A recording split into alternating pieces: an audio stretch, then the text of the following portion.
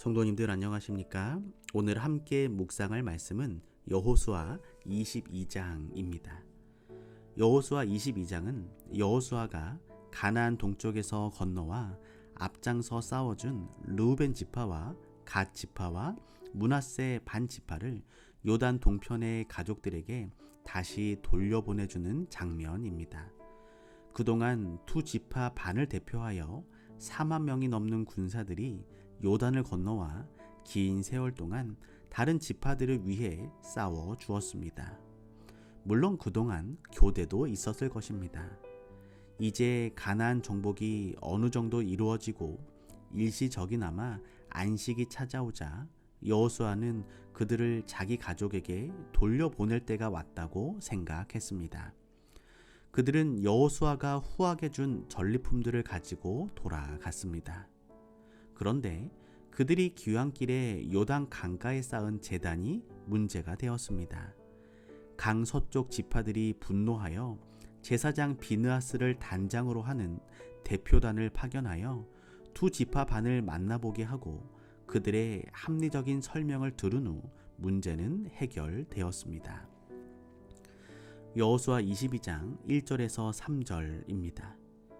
그때에 여호수아가 르우벤 사람과 갓 사람과 므낫세 반 지파를 불러서 그들에게 이르되 여호와의 종 모세가 너희에게 명한 것을 너희가 다 지키며 또 내가 너희에게 명한 모든 일에 내 말을 너희가 청종하여 오늘날까지 날이 오래도록 너희가 너희 형제를 떠나지 아니하고 오직 너희 하나님 여호와의 명하신 그 책임을 지키도다. 르우벤 지파와 갓 지파와 므낫세 반 지파는 요단강을 건너기 전 강 동편에 그들의 땅을 얻었습니다.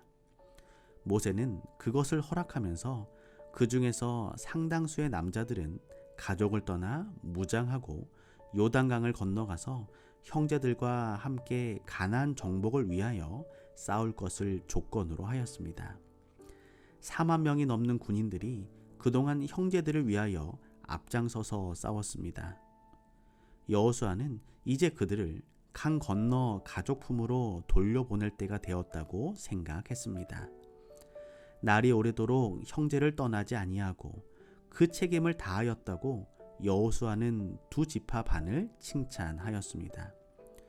두 지파 반에서 선발된 4만 명은 그동안 가나안 정복을 위하여 5년 그리고 땅 분배에 소요된 시간 약 2년을 합하여 7년 이상을 집에서 떠나 있었습니다. 물론 그동안 같은 지파끼리의 교대는 있었을 것입니다. 비록 약속을 지키는 것이었다고 해도 그들의 신실함과 형제 지파들을 위한 그들의 헌신은 칭찬받을 만한 것이었습니다. 하지만 그들에게도 힘든 점은 분명히 있었습니다. 가나안 정복 전쟁이 장기화된 것이었습니다. 요단 동편의 바산과 길르앗 땅을 삽시간에 정복한 전례로 보아 그들은 아마 가나안 서편의 정복도 1년이면 충분할 것이라고 생각했을 것입니다.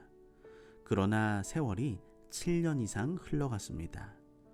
무엇보다 그들의 마음을 상하게 한 것은 강 서편 지파들이 정복에 적극성을 보이지 않는 것이었습니다. 그들은 점점 초조해지고 가족들이 그리웠을 것입니다.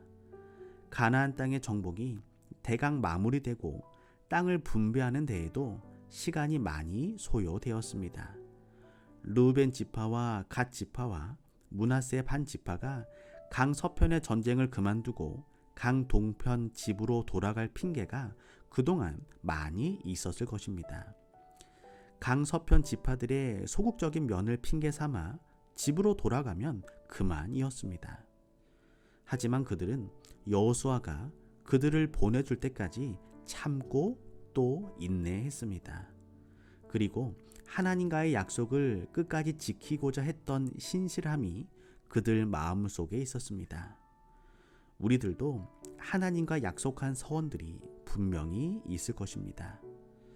하지만 힘든 세상살이가 우리를 지치게 만들기도 하지만 르우벤 지파와 갓 지파와 므낫세 반 지파의 신실함이 또한 인내가 우리 가운데 있기를 소망합니다. 가나안 땅에 들어와서 7년 이상을 지나는 동안 거듭되는 전쟁과 예민한 문제인 땅의 분배에도 불구하고 이스라엘 백성들은 불평하지 않았습니다. 불평했다는 기록이 없습니다. 불평과 반역으로 얼룩졌던 광야에서의 이스라엘의 모습과는 전혀 다른 모습이었습니다. 요셉 지파가 자기들의 몫에 대해 요구한 일을 제외하고는 오랜 기간 어떠한 불평에 대해서도 기록되지 않은 점은 광야에서 방랑하던 40년 동안 끊임없이 발한 불평과 대조를 이루고 있습니다. 그들은 광야에서 불평하고 반역했던 결과가 무엇이었는가를 뼈저리게 느꼈을 것입니다. 또 하나의 이유는 기도 없이는 가나안 민족과 싸울 수 없었습니다. 이스라엘이 우상들을 몰아내고 하나님의 뜻에 매진할 때 불평과 불만이 없었던 것입니다. 마찬가지로 오늘날 우리 교회와 삶의 모습에서도 하나님의 뜻에 매진할 때, 영혼 구원에 바쁜 시간을 보낼 때 불평이나 다툼은 사라지게 될 것입니다. 여호수아 22장 10절입니다. 르벤 자손과 므낫세 반 지파가 가나안 땅 요단 언덕가에 이르자 거기서 요단가에 단을 쌓았는데 볼만한 큰 단이었더라. 모세는 성막 앞 말고는 어느 곳에도 제단을 쌓는 것을 금지하였습니다. 산이나 언덕이나 나무 밑에 제단을 쌓고 제사를 드리는 이방인의 풍습을 받아들이지 못하게 하기 위함이었습니다. 그러므로 실로에 있는 성막 외에 요단 강가에 큰 제단을 쌓은 두 지파 반의 행위는 온 이스라엘에게 분노와 충격을 일으켰습니다. 각 지파마다 자기들의 제단을 갖게 되면 큰 문제를 일으킬 것이 틀림없었습니다. 그것은 전 민족적인 재앙을 가져올 것이었습니다. 요단 서편의 이스라엘 10지파가 요단 동편의 두 지파반과 전쟁도 불사하려고 한 것을 보면 그 당시 이 문제가 얼마나 심각한 문제였으며 이스라엘 백성들의 성소와 율법에 대한 충성도가 어느 정도였는지 우리는 짐작할 수 있습니다. 동편 지파들이 요단 강가에 세운 제단에 관한 소식으로 먼저 자세한 진상 조사가 필요했음에도 불구하고 먼저 흥분하여 징벌하려고 한 서편 지파들의 성급한 행동은 잘한 것이 아니었습니다. 그러나 기념비를 세우는 계획에 대해 자기 형제들에게 미리 알리고 양해를 구하지 않은 동편 지파들도 잘못이 있었습니다. 두 지파 반 사람들은 전쟁까지도 불사하려고 달려드는 형제들의 지나친 처사에도 그들은 붕괴하지 않고 침착하게 대응하였습니다. 형제들의 태도가 두 지파 반 사람들에게는 매우 섭섭했을 것입니다. 두 지파 반에서 선발된 4만 명의 남자들은 지난 7년 세월 동안 남은 10지파가 정착하도록 모든 전쟁에서 앞장서 싸웠습니다. 그런데 그런 그 수고들을 벌써 잊어버리고 단을 세운 문제로 그들을 우상 숭배자로 몰아붙였던 것입니다. 그럼에도 불구하고 두 지파 반은 10지파를 전혀 원망하지 않고 그들의 행동을 겸손히 설명하였습니다. 우리는 여러 가지 소문과 이야기를 듣고 너무 쉽게 형제를 판단하는 경우가 있습니다. 형제를 판단하고 쉽게 비난하기 전에 그들을 위해 기도하고 그의 사정을 듣고 이해하는 그리스도인의 모습이 우리 모두의 모습이 되기를 소망합니다. 오늘은 김석용 집사님 가정을 위하여 기도합니다.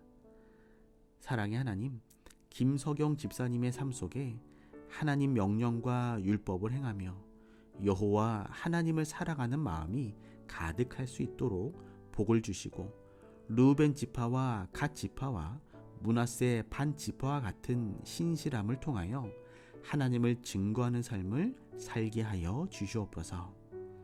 김희정 집사님과 김형준, 김예린 자녀들의 삶이 언제나 평안하며 하나님을 놓치지 않는 귀한 삶을 살게 하여 주시옵소서. 사랑의 예수님의 이름으로 기도합니다.